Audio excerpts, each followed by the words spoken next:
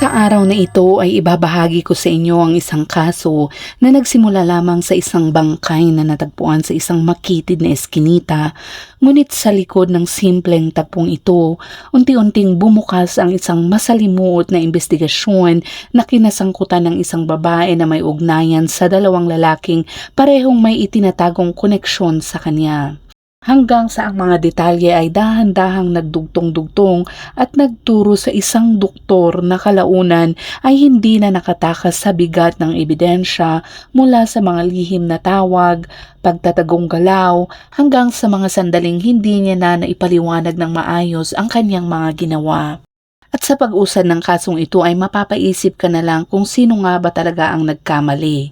Ang taong nagmahal o ang taong hindi na nakontento sa kung anong meron siya. At bago natin ito himay-himayin ay kung bago ka pa lamang dito sa ating channel ay huwag mo kalimutang i-click ang subscribe button at pindutin na rin ang notification bell para lagi kang updated sa mga kaso natin dito.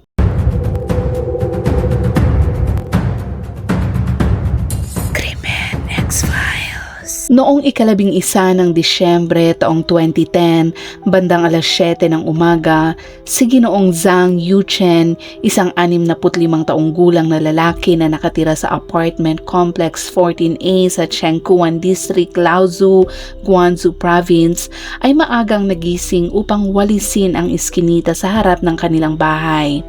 Isang araw-araw na gawain na palagi lang niyang ginagawa. Ngunit ang lugar na iyon ay isang luma at sirang urban na komunidad na may makikipot at hindi pantay na mga daanan na halos kasya lang ang bisikleta o maliit na motorsiklo.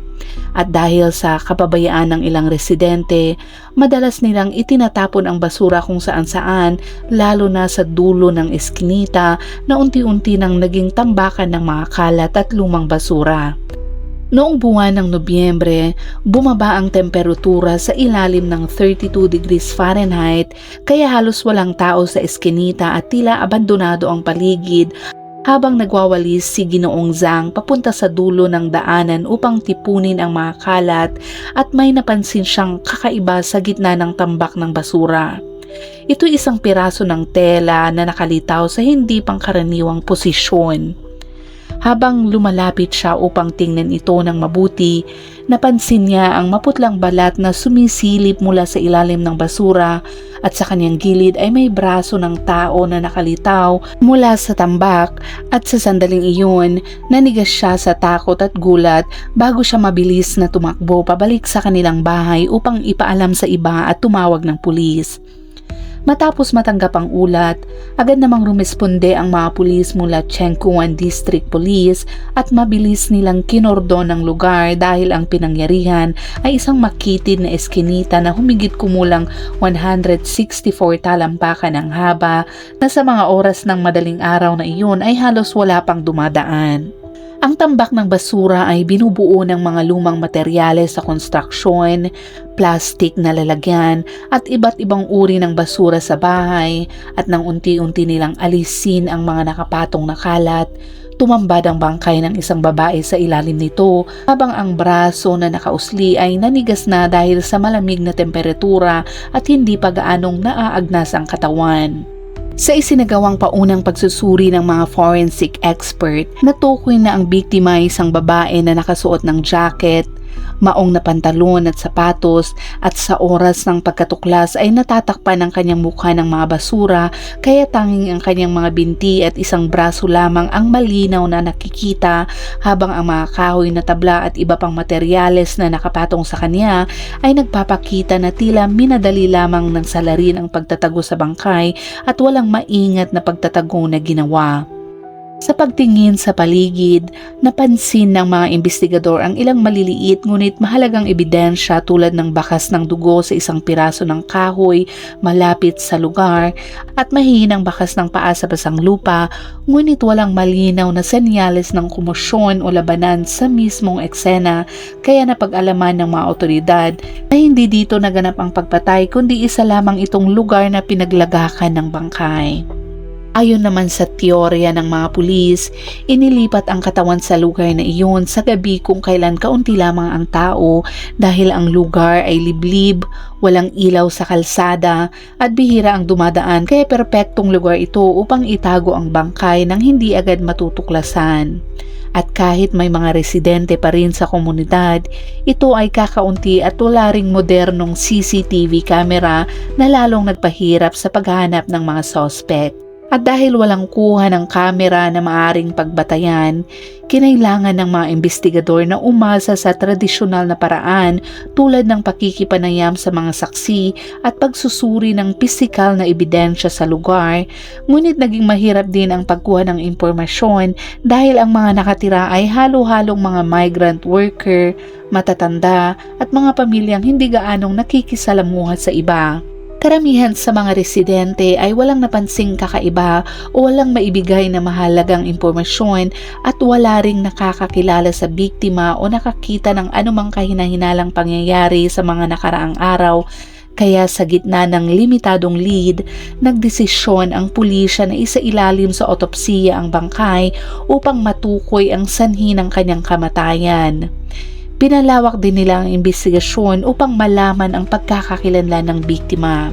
Sa kalaunan, natukoy ang biktima bilang isang babae na nasa edad na 25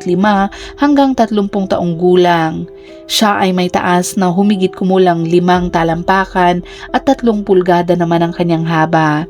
Tinatayang siya ay may bigat na 110 hanggang 121 pounds at sa oras ng pagkatuklas ay nakahiga siya sa kanyang kanang tagiliran habang ang kanyang balat ay maputla lalo na sa mga bahaging nakalantad. Sa ilalim ng kanyang itim na jacket, napansin ng mga forensic examiner na ang kanyang balat ay nagsisimula ng magpakita ng malaasul na pamumula o pagbabago ng kulay. Ito isang karaniwang senyales ng pagkamatay sa malamig na kapaligiran at kahit na matagal ng patay ang biktima,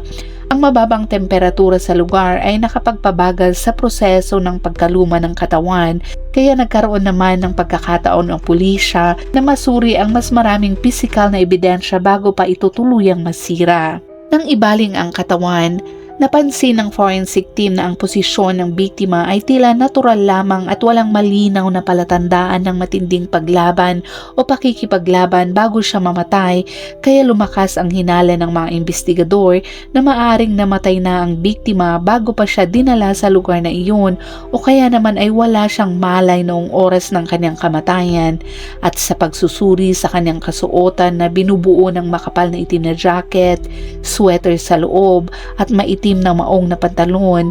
lumabas na ang kanyang suot ay angkop sa malamig na panahon ng Nobyembre sa Lonzo. Agad na tinutukan ng mga forensic expert ang bahagi ng kanyang leeg at dito nakita ang mahihinang pulang marka na nakapahalang sa leeg ng posibleng senyales ng pagsakal at kahit hindi ito ganap na malinaw, sapat na ito upang isaalang-alang ang strangulation bilang paunang sanhi ng kanyang kamatayan habang may natuklasan ding maliliit na gasgas sa ilalim ng panga na maaring dulot ng mahinang paglaban o pagtatangkang kumawala habang sinasakal.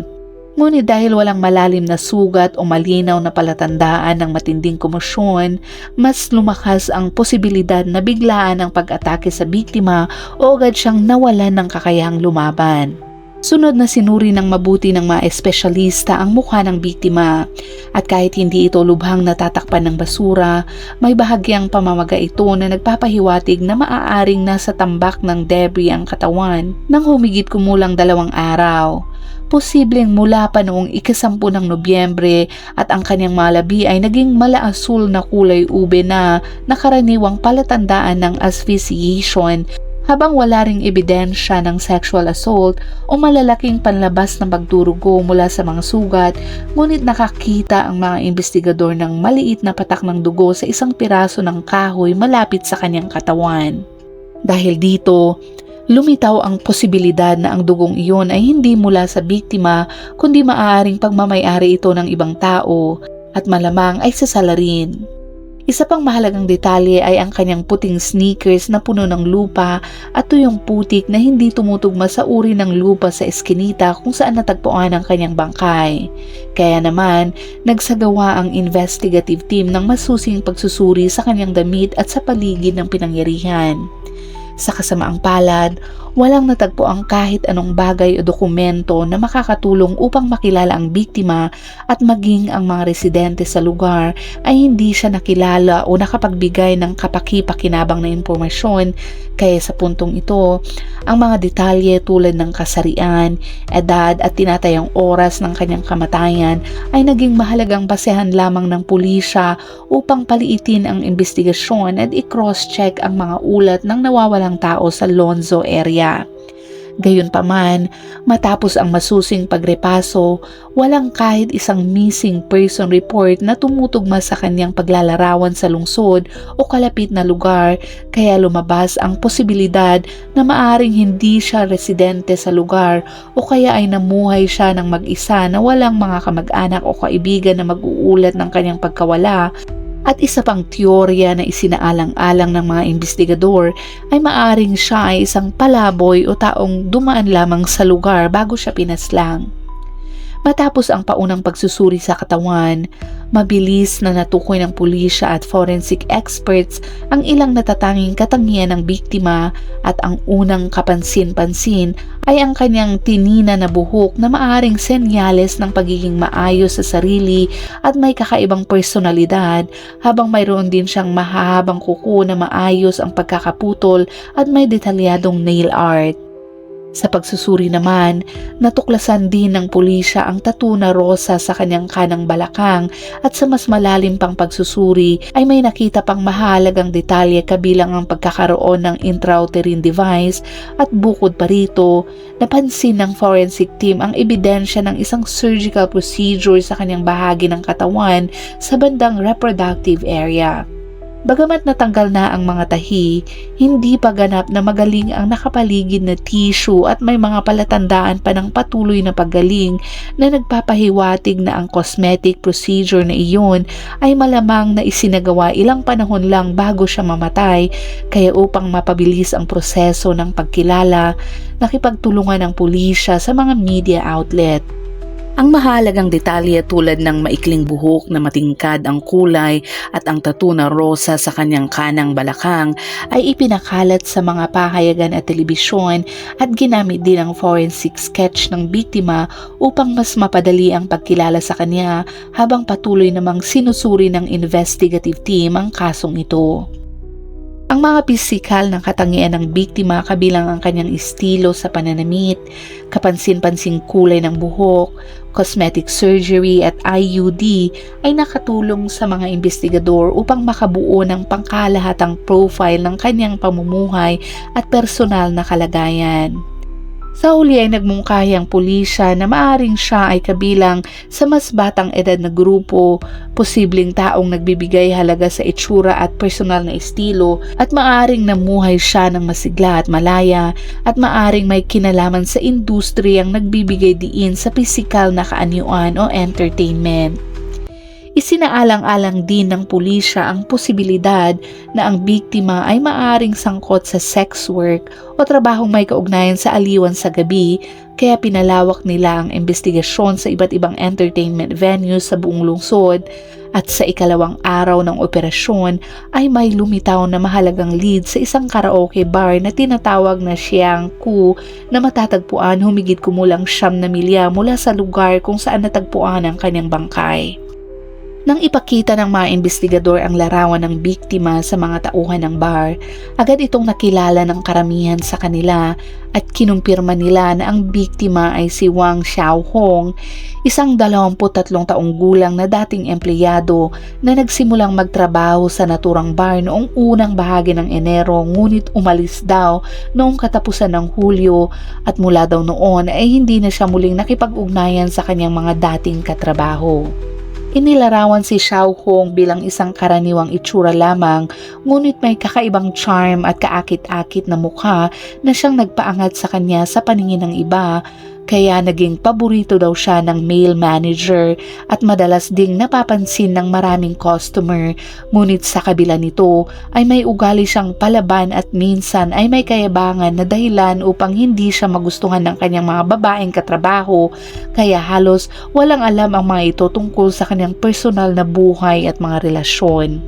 Mula sa impormasyon ng isang babaeng katrabaho na mas malapit sa kanya, nalaman din ng pulisya na ang inuupahang bahay noon ni Xiao Hong ay nasa layong 8.5 milya mula sa Xiangku Karaoke Bar, kaya agad nagtungo ang pulis sa naturang address upang makakuha pa ng mas maraming lead. Pagdating nila doon, kinausap nila ang landlord na nagsabing umalis daw si Xiao Hong sa katapusan ng Hulyo, ngunit wala daw siyang alam kung saan ito tumuloy pagkatapos, habang ang mga kapitbahay naman ay nagsabing napaka-private daw ng buhay ni Xiao Hong at bihira siyang makihalubilo sa iba. At base sa kanyang pananamit at schedule ay nahinuha nila ang uri ng kanyang trabaho, kaya naging mailap sila sa pakikisalamuha sa kanya. Ayon pa sa mga kapitbahay, may isang lalaking nasa edad 40 hanggang 50 taong gulang na madalas bumibisita kay Xiao Hong habang siya ay nakatira pa sa paupahang bahay na iyon, at kahit hindi nila alam ang buong pangalan nito, naririnig nilang tinatawag siya ni Xiao Hong na Ajian, at batay sa kanilang obserbasyon ay inakala nilang may romantikong ugnayan ang dalawa, habang ang lalaking ito ay tila mayaman batay sa kanyang pananamit at kilos. Sa pamamagitan ng rental records na iniingatan ng landlord, mabilis namang natukoy ng pulisya ang pinanggalingan ni Xiao Hong, at ito ay sa Shanxi Province, kaya nagpasya silang ipagpatuloy ang investigasyon sa kanyang hometown upang hanapin ang mga posibleng lead mula sa pamilya niya o mga kaibigan doon. Doon ay nalaman nila na si Xiao Hong ay huminto sa kanyang pag-aaral sa 2nd taon ng high school dahil sa kahirapan ng kanilang pamilya, at ang kanyang mga magulang ay naghiwalay noong siya ay bata pa, kaya hindi siya lumaking kasama ang mga ito. Sa halip ay nanirahan siya sa kanyang paternal grandparents. Matapos namang umalis siya sa kanyang pag-aaral, pansamantala siyang nagtrabaho sa agrikultura sa kanilang rural na lugar, ngunit kalaunan ay pinili niyang iwan ang simpleng buhay na iyon at lumipat sa Lanzhou sa edad na 21 upang maghanap ng mas magandang oportunidad.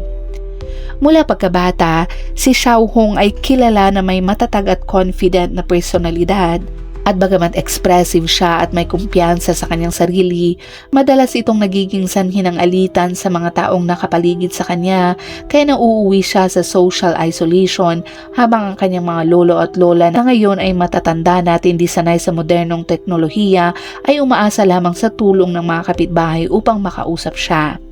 Gayunpaman, madalang sumagot si Xiao Hong sa mga tawag na ito at iniiwasan niya ang pakikipag-usap. Mas pinipili niyang huwag makialam ang kanyang mga lolo at lola sa kanyang buhay, at malinaw niyang sinabi na tawagan lamang siya sa mga emergency, kaya lalo pang lumayo ang kanyang relasyon sa kanyang pamilya. Dahil dito, bihira na siyang nakakausap ng kanyang mga lolo at lola, mga tiyuhin at dating kaklase, at wala rin silang alam sa kanyang eksaktong tirahan sa Lanzhou o sa kanyang sitwasyon bago ang trahedya, kaya tinukoy ng pulisya na isa sa kanilang pangunahing prioridad ay mahanap ang kanyang tirahan bago siya mawala upang ma-reconstruct ang kanyang mga relasyon at galaw bago ang krimen.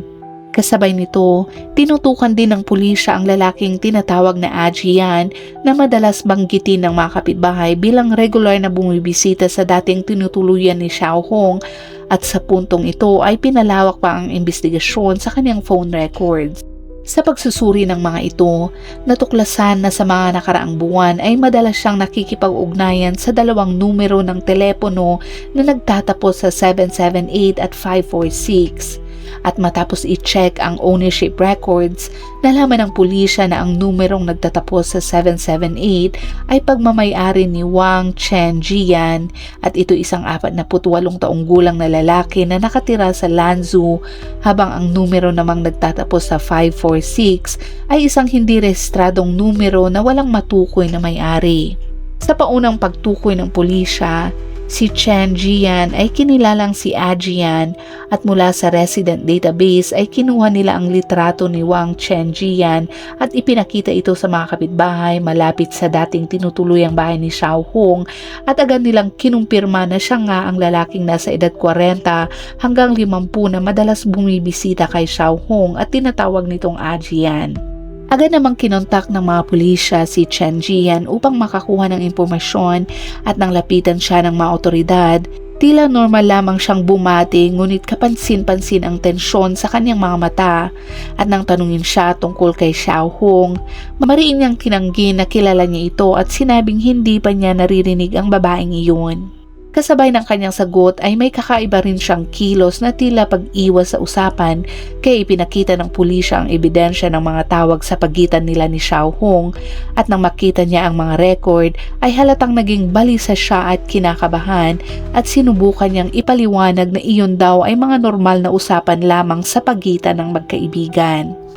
Dahil dito, lalo pang pinatindi ng mga investigador ang pressure sa kanya sa pamamagitan ng paglabas ng impormasyon mula sa mga kapitbahay malapit sa dating tirahan ni Xiao Hong kung saan malinaw na may ilang nakakita sa kanila na magkasama sa inuupahan nitong bahay. At dito, biglang nagbago ang kilos ni Chen Jian. Siya ay mas naging mas tense at halatang nanigas sa takot. Sa kalaunan ay inamin niya na nagsinungaling siya sa unang pagtatanong at kinumpirma niyang kilala niya si Xiao Hong at meron nga silang romantikong relasyon. At bilang isang mayamang negosyante, madalas siyang naghahanap ng aliw sa labas ng kanyang kasal at inamin din niyang hindi siya masaya sa kanyang buhay may asawa dahil ang kanyang asawa na si Zhu Hongqi ay inilarawan niyang mas matanda, dominante at mahirap pakisamahan. Dagdag pa rito, ang pamilya daw ng kanyang asawa ay may malaking kapangyarihan at impluensya at sa tulong nila ay nakapagpatayo si Wang Jianqi ng kanyang matagumpay na negosyo kaya't hindi daw niya madaling kayang putulin ang ugnayan sa kanila kaya upang maipagkasundo ang kanyang personal na kagustuhan at obligasyon sa pamilya ay palihim siyang nakikipagkita kay Xiao Hong. Tumagal daw ang kanilang relasyon at hindi lang emosyonal ang kanyang ibinuhos kundi pati material na suporta, ngunit palagi siyang natatakot na baka daw malaman ito ng kanyang asawa dahil alam niyang maaari itong magdulot ng matinding kapahamakan sa kanyang buhay at kahit mukhang kapanipaniwala ang kanyang pag-amin, hindi pa rin siya tuluyang inaalis ng pulisya bilang suspect. Dahil dito, nagsagawa ang mga investigador ng mas masusing pagsusuri sa kanyang kinaroroonan noong 10 ng Nobyembre. Ito ang araw na pinaniniwalaang pinatay si Xiao Hong. Lumabas na dumalo siya sa isang hapunan noong gabing iyon at uminom ng alak, ngunit hindi siya sobrang lasing at nagawa pa niyang magmaneho pa uwi o umalis ng restaurant nang walang problema. Gayunpaman, nagbigay ng nakakagulat na pahayag ang kanyang asawa na si Hongqi kung saan sinabi nitong hindi umuwi sa kanilang bahay si Chen Jian ng gabing iyon at ayon sa kanya ay tumawag ang kanyang asawa at sinabing magpapalipas daw siya ng gabi sa bahay ng kaibigang si Juhu. Nang kinontak ng pulisya si Juhu upang beripikahin ang pahayag na ito, kinumpirma nitong hindi naman dumating o nanatili si Chen Jian sa kanyang bahay noong gabing iyon, kaya ang sunod-sunod na kasinungalingan ay lalong nagpalakas sa hinala na maaaring may kinalaman nga siya sa krimen. Matapos ang paulit-ulit na paggiit sa kanya sa ilalim ng investigasyon, tuluyan ding inamin ni Chen Jian na noong gabi ng 10 ng Nobyembre ay hindi siya pumunta sa bahay ni Juhu gaya ng sinabi niya sa kanyang asawa at sa halip ay nanatili daw siya sa Hongqiao Hotel. Agad namang nagtungo ang pulisya sa naturang hotel upang i-verify ang kanyang sinasabi at sa surveillance footage ay makikita ang bandang 9:00 ng gabi ng 10 ng Nobyembre ay pumasok si Chen Jian sa hotel ngunit hindi siya nag-iisa dahil may kasama siyang isang babae. Matapos suriin ang footage, mabilis na natukoy ng mga otoridad na ang babae ay hindi si Xiao Hong at nang tanungin muli si Wang Chenjian ay sinabi niyang ang babaeng iyon ay si Mei at ito isang sex worker na umano'y lumapit sa kanya sa kalye noong gabing iyon. Bagamat ang kanyang alibay para sa gabi ng ika-10 ng Nobyembre ay nakapag-alis sa kanya bilang direktang sospek sa pagpatay kay Xiao Hong, ang kanyang mga kaduda-dudang kilos at sunod-sunod na pagsisinungaling ay nagdulot pa rin sa kanya ng malaking personal na kapahamakan. Sa gitna ng pagtatanong, may isa pang mahalagang lead na natuklasan ng pulisya. Dahil noong ika-27 ng Oktubre, habang magkasama sina Chen Jian at Xiao Hong sa isang hotel, palihim na kinuha ni Chen Jian ang telepono ni Xiao Hong habang naliligo ito at sa kanyang pagtingin ay napansin niyang may numerong nagtatapos sa 546 na ilang beses tumawag kay Xiao Hong sa araw na iyon. Dahil sa kuryosidad, isinave ni Chen Jian ang hindi pamilyar na numerong iyon sa sarili niyang telepono at kalaunan nang wala na si Xiao Hong, tinawagan niya ang numerong nagtatapos sa 546 at sa kabilang linya ay may sumagot na lalaki na magalang na nagpakilala bilang Zhang Daitong at ito'y isang obstetrician gynecologist mula sa isang maternity hospital sa Lanzhou. Nagulat si Chen Jian sa impormasyong ito kaya hindi na siya nagtanong pa at sinabing nagkamali lamang siya ng dial, ngunit kalaunan ay maingat niyang tinanong si Xiao Hong tungkol dito at sinabi nito na may pinagdaraanan siyang personal na problema kaya kailangan niyang magpakonsulta sa doktor at sa paliwanag na ito ay pansamantalang nabawasan ang hinala ni Chen Jian.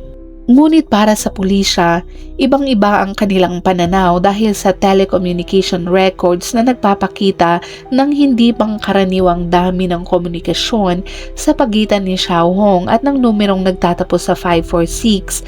at simula pa noong unang bahagi ng Setyembre ay tuloy-tuloy ang kanilang ugnayan hanggang sa mismong araw na pinaniniwala ang pinatay si Xiao Hong. Dagdag pa ni Chen Jian, dumating sa matinding tensyon ang relasyon nila ni Xiao Hong noong panahong iyon dahil sinubukan niyang ayusin ang kanilang ugnayan ngunit tila lumalayo daw si Xiao Hong. Minsan ay malamig at walang gana siyang sumagot sa tawag at minsan naman ay sadyang hindi siya sumasagot o pinapatay niya ang tawag. Matapos ang panahong iyon ng tensyon, nagkasundo silang muli noong ika-25 ng Oktubre, ngunit noong Nobyembre 9, sa kanilang pagkikita, napansin ni Chen Jian na nananatiling malamig si Xiao Hong at tinatanggihan pa siyang mahawakan. Ang kakaibang kilos na ito ay nagdulot ng dagdag na tensyon sa kanilang relasyon. Ang kanyang kakaibang asal ay lalong nagpagulo kay Chen Jian at ang biglaang pagkamatay ni Xiao Hong ay lalo lamang nag-iwan sa kanya ng kalituhan at dahil sa mga lead na nakalap, nagpa siya ang pulisya na imbestigahan ang doktor na si Datong. Nang dumating sila sa Lanzhou Maternity Hospital, mabilis nilang nakumpirma na may doktor ngang nagngangalang Datong at siya ay 44 na taong gulang na may mahabang karanasan na sa kanyang propesyon at ayon sa ilang staff ng hospital ay may matinding problema sa relasyon ng kanyang pamilya dahil madalas bumibisita ang kanyang asawa sa ospital tuwing ilang araw upang magtanong tungkol sa schedule at kilos ni Datong. Dahil dito, mas lumakas ang usap-usapan na maaring may ibang babae siya at palihim siyang binabantayan ng kanyang asawa. Pinalawak ng pulisya ang investigasyon matapos lumabas ang isang mahalagang detalye. Dahil ang karaniwang ginagamit na numero ni Dr. Zhang Datong ay nagtatapos sa 335, ngunit walang nakakaalam sa ospital na gumagamit din siya ng numerong nagtatapos sa 546 at ayon kay Chen Xiaozhu, ang assistant ni Datong, may mahalagang impormasyon siyang ibinigay sa pulisya. Inamin ni Xiaozhu na kahit hindi sinasadya ay naririnig niya si Datong na may kausap sa telepono sa isang intimate na paraan na malinaw na hindi ang kanyang asawa. Dahil pa dito, lalong lumakas ang hinala nang matuklasan na noong ika-30 ng Oktubre, nagsagawa si Dr. Datong ng isang surgical procedure sa pasyenteng si Wang Xiaohong. Naalala ni Xiaozhu na bago at matapos ang operasyon ay tila sobrang pag-aalala ang ipinakita ni Datong kay Xiao Hong na hindi karaniwan kumpara sa iba nitong pasyente. At mula sa hospital records, nakumpirma ng pulisya na si Xiao Hong ay sumailalim sa genital tightening procedure na isinagawa mismo ni Dr. Datong noong araw na iyon. Ang kakaibang pag-aalala na ito kasama ang mga tawag sa hindi kilalang numero at ang misteryosong koneksyon ay nagdulot ng mas maraming tanong tungkol sa tunay nilang relasyon, kaya nagpasya ang pulisya na direktang kausapin ang doktor. Sa panayam, mariing iginiit ni Datong na kilala lamang niya si Xiao Hong bilang kanyang pasyente at ang kanilang ugnayan ay puro profesional lamang. Sinabi niyang nagbigay lamang siya ng medical consultation tungkol sa kanyang kalusugan, ngunit nananatiling may pagdududa ang pulisya dahil sa kanyang nervyos na kilos at sa mga naunang ebidensya. Hindi rin nila maikakaila na may contact si Datong kay Xiao Hong noong 10 ng Nobyembre, itong araw na pinaniniwalaang siya ay namatay. Kaya upang linawin pa ang sitwasyon ay kinapanayam din ng pulisya ang asawa ni Zhang Datong na si Mrs. Liu. Kinumpirma din ni Mrs. Liu na hindi umuwi ang kanyang asawa noong gabing iyon at ayon sa hospital records ay hindi naka-duty si Datong noong oras na iyon, habang sa surveillance footage ng hospital ay makikitang bandang alas 7:30 ng gabi ay umalis si Datong sakay ng kanyang sasakyan, ngunit kapansin-pansin na hindi ito dumiretso pa uwi. Sa pagsubaybay sa kanyang sasakyan, natuklasan ng pulisya na bandang alas 9:15 ng gabi, nakita ang kanyang sasakyan sa mga surveillance camera malapit sa inuupahang bahay kung saan dating naninirahan si Xiao Hong. Ipinakita sa surveillance footage na bandang alas 9:30 ng gabi ay sumakay si Xiao Hong sa kotse ni Datong at pagkatapos nito ay umandar ang sasakyan at umalis ito sa lugar. Ngunit kahit na sinusubukan ng pulisya na sundan at itrace ang galaw ng sasakyan, nawala na ito sa kanilang radar pagkalipas ng ilang oras at ang detaling ito ang lalo pang nagpatindi ng hinala ng mga otoridad dahil lumalabas na si Datong ang huling taong nakitang kasama ni Wang Xiaohong habang ito ay buhay pa. Sa puntong ito, halos lahat ng ebidensya ay tumuturo na kay Dr. Datong, ngunit mariin pa rin niyang itinanggi ang lahat ng paratang, kaya nagpasya ang pulisya na ikumpara ang DNA mula sa tuyong dugo na natagpuan sa kahoy na tabla sa lugar kung saan itinapon ang bangkay ni Xiao Hong, at matapos nga ang forensic testing ay nakumpirma na ang DNA mula sa dugo ay tumutugma kay Dr. Zhang Datong. Nang muling ipatawag si Zhang Datong sa istasyon ng pulisya, una niyang itinanggi ang mga akusasyon. Ngunit nang ipakita sa kanya ang hindi matatawarang ebidensya mula sa DNA test, ay unti-unting gumuho ang kanyang composure, naging halatang balisa siya at ang kanyang mga paliwanag ay nagsimulang magulo at mawalan ng linaw. Sa harap ng hindi na maikakailang ebidensya, tuluyan na siyang umamin na siya ang pumatay kay Xiao Hong, at sa kanyang salaysay ay ikinuwento niya na una niya itong nakilala noong unang bahagi ng Setyembre sa isang bar, at nang makita niya ang isang magandang babae na nag-iisa ay hindi daw niya napigilan ang atraksyon kaya nilapitan niya ito upang makipag-usap. Dahil hindi siya masaya sa kanyang kasal, nakita ni Datong si Xiao Hong bilang pagkakataon upang matugunan ang kanyang emosyonal at pisikal na pangangailangan, at matapos nga ang kanilang unang pagkikita, nauwi agad ito sa isang hotel kung saan naging mas malapit ang kanilang relasyon at nagsimula siyang ibuhos ang kanyang atensyon, oras at material na suporta para kay Xiao Hong. Noong 30 ng Oktubre, isinagawa daw ni Datong ang genital tightening surgery kay Xiao Hong, at ayon sa nauna nilang napag-usapan, hindi lamang ito simpleng medical procedure kundi naging simbolo rin ng espesyal na atensyon na ibinibigay niya rito. Ngunit noong Nobyembre 9, bigla na lamang iminungkahi daw ni Xiao Hong na tapusin na ang kanilang relasyon. Dahil dito, nalito at nagalit si Datong kaya sinubukan niyang kontakin si Xiao Hong, ngunit hindi na daw ito sumasagot, at noong November 10, matapos siyang paulit-ulit na hindi pinansin, sa wakas ay sumagot daw si Xiao Hong at pumayag na makipagkita para sa isang huling pag-uusap. Nang gabing iyon, matapos umalis si Datong sa ospital at makipagkita sa isa pang pasyente, sinundo niya si Xiao Hong, at sa loob ng kotse ay iginiit niya ang isang malinaw na paliwanag sa gustong hiwalayan. Ngunit una ay sinabi ni Xiao Hong na tutol ang kanyang pamilya sa kanilang relasyon na agad niyang tinanggihan bilang walang saysay. Sinubukan din ni Xiao Hong na sabihing masyadong abala si Datong at kulang ito sa oras para sa kanya, ngunit hindi rin ito tinanggap ni Datong hanggang sa tuluyang ibinunyag ni Xiao Hong ang totoong dahilan na may iba na siyang minamahal, isang mas mayamang lalaki na handang gawin daw ang lahat para sa kanya. Ang mga salitang iyon ay parang matinding sampal sa pride ni Datong, ngunit kahit ganoon ay nagmakaawa pa rin siya na pag-isipan muli ito ni Xiao Hong, ngunit malamig na sinabi nito na hindi niya ito minahal kahit kailan at inamin pa niyang ginamit lamang niya si Datong para sa libreng genital tightening surgery. Pagkatapos sabihin ito, binuksan ni Xiao Hong ang pinto ng sasakyan at bumaba, na iniwan si Datong na nag-aalab sa galit at kahihiyan. Bago siya tuluyang umalis, binigyang diin niya na si Datong ay pansamantalang kapalit lamang noong panahong hindi sila magkasundo ng kanyang kasintahan. Inihayag niya na nagkaayos na silang muli ilang panahon na ang nakalipas. Inamin pa ni Xiao Hong na sana ay mas maaga niyang hiniwalayan si Datong, ngunit pinatagal daw niya ito hanggang matapos ang operasyon at ito ang naging huling piraso ng tuluyang bumali sa kontrol ni Datong. Sa sobrang galit daw nito at pagkasira ng kanyang loob, sinundan niya si Xiao Hong gamit ang kotse hanggang sa tuluyang sumabog ang kanyang emosyon. Bigla niyang pinahinto ang sasakyan, lumabas at sapilitang hinila muli si Xiao Hong papasok sa kotse at nang nagpumiglas daw ito upang makatakas ay ginamit niya ang kanyang lakas upang sakalin ito. Sa sandaling iyon ng galit at kanyang panik, napagtanto ni Datong na sobra na ang kanyang ginawa at sa matinding takot ay napagtanto niyang nakapatay siya kaya nagmadali daw siyang maghanap ng lugar kung saan niya itatapon ang bangkay.